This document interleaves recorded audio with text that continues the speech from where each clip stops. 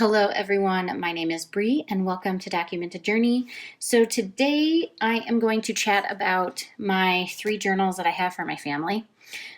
These 2 are for each child.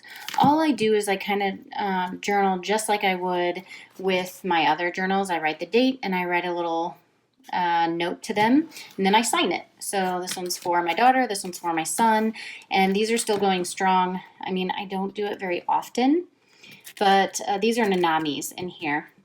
And I'm hoping that eventually I'll fill these up, but I'm not stopping. So those are that. And then this is my husband's. I have been doing this for him for years. I don't know, writing and journaling is like a love language for me, I guess. Like notes, note taking, whatever. You get what I'm saying.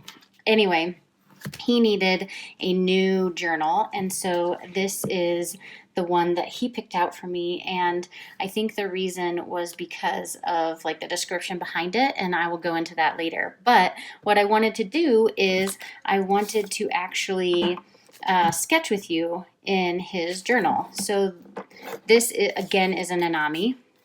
I'm further along in his than my kids, I think. I got a pencil board to go with this one, and I like the pencil boards a lot, and I just thought that it was a good addition.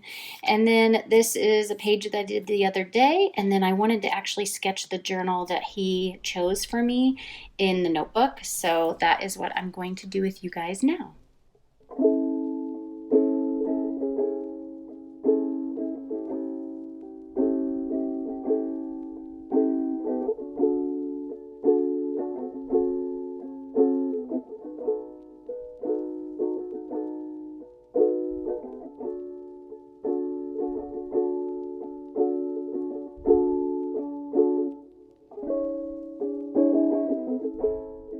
So I'm just sketching this with pencil first.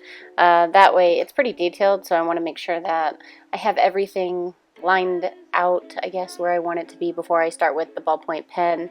I'm using just the same supplies that I would use normally, the ballpoint pen and those letter sparrow paints that I will lay out eventually.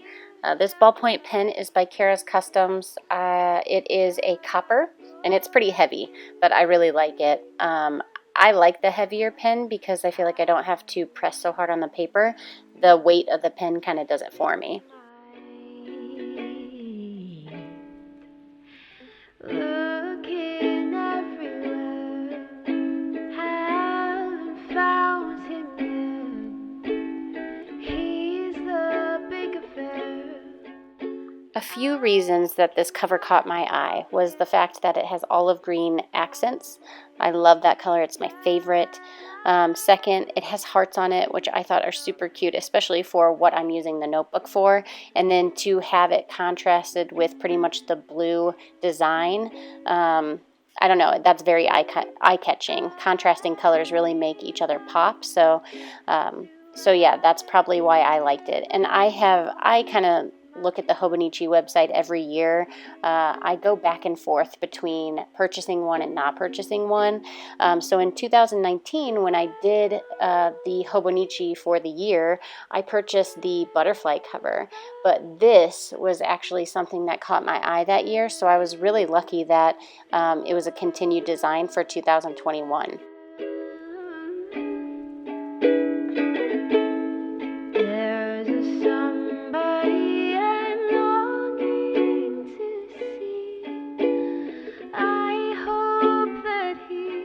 This cover is by Doraemon. It's a manga series, and it was a collaboration with them and Fujiko Fujio, that is the illustrator. And I read through the description on the Hobonichi website because, like I said, I was just drawn to this cover. And on top of that, since my husband likes mangas, it was just kind of like, oh, maybe I should read into this.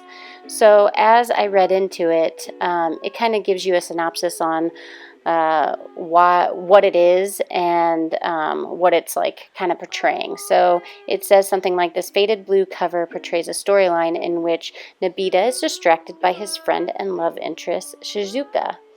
The illustrations are taken from a story, A Cat Starts a Company, and if you look at the back of this cover, like at the front, you can see that he's looking at kind of like not her, but out, and you can see her in the bottom, and she's like scribbling in her notebook. I just thought that was like absolutely perfect.